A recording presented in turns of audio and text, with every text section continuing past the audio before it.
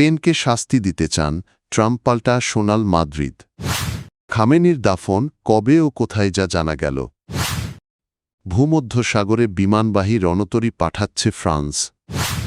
ইউরোপে গ্যাসের দাম বাড়ল 100% বেশি।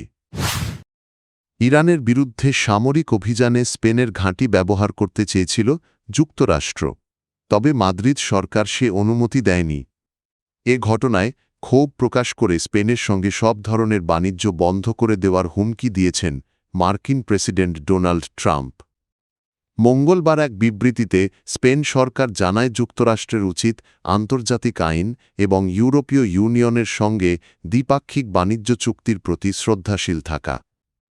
স্পেনের প্রধানমন্ত্রী পেদ্রো সানচেজ এর আগে ইরানে যুক্তরাষ্ট্র ও ইসরায়েলের হামলাকে আন্তর্জাতিক আইনের লঙ্ঘন বলে নিন্দা জানান এবং সংঘাত নিরসনে সংলাপের আহ্বান জানান। স্পেনের পররাষ্ট্রমন্ত্রী হোসে মানুয়েল আলবারেসও বলেন ইরানে হামলার জন্য দেশটির সামরিক ঘাঁটি ব্যবহার করতে দেওয়া হবে না। যদিও এসব ঘাঁটি যুক্তরাষ্ট্র ও স্পেন যৌথভাবে পরিচালনা করেতবুও সেগুলো স্পেনের সার্বভৌমত্বের অধীনে। এরপর যুক্তরাষ্ট্র দক্ষিণ স্পেনের রোটা ও মোরন ঘাঁটি থেকে জ্বালানি সরবরাহকারী ট্যাঙ্কার সহ কয়েকটি বিমান সরিয়ে নেয়। ওভাল অফিসে সাংবাদিকদের সঙ্গে কথা বলার সময় ট্রাম্প স্পেনের আচরণকে খারাপ বলে উল্লেখ করেন এবং বলেন স্পেনের সঙ্গে যুক্তরাষ্ট্র বাণিজ্য বন্ধ করে দিতে পারে। তবে স্পেন জানিয়েছে সম্ভাব্য মার্কিন বাণিজ্য নিষেধাজ্ঞা মোকাবিলায় তাদের প্রয়োজনীয় সক্ষমতা রয়েছে। ইরানে যুক্তরাষ্ট্র ও ইসরায়েলের হামলায় নিহত সর্বোচ্চ নেতা আয়াতুল্লাহ আলী খামেনিকে তার জন্মস্থান মাশহাদে দাফন করা হবে।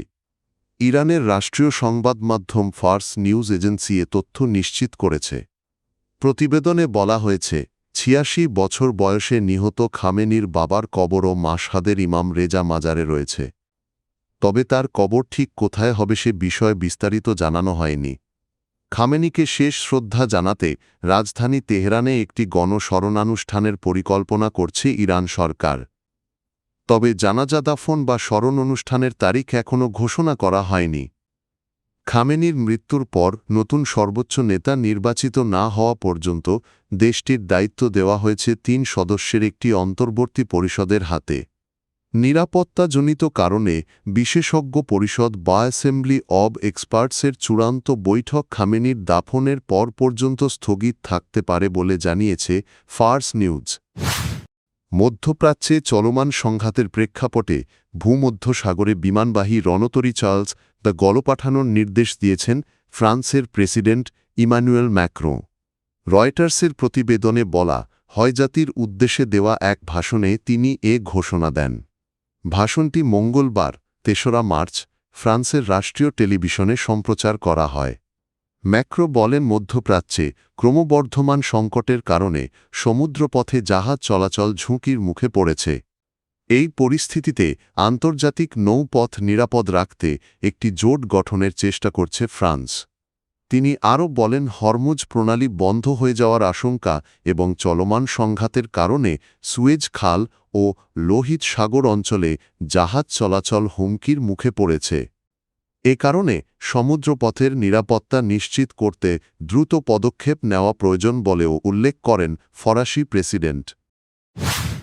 ইরানে যুক্তরাষ্ট্র ও ইসরায়েলের হামলার পর হরমুজ প্রণালী বন্ধ হয়ে যাওয়ায় ইউরোপের বাজারে প্রাকৃতিক গ্যাসের দাম 100% বেশি বেড়েছে। আগে যেখানে গ্যাসের দাম প্রতি মেগাওয়াট ঘণ্টায় ছিল ৩১.৯৫ ইউরো, বর্তমানে তা বেড়ে দাঁড়িয়েছে ৬৫.৫০ ইউরোতে।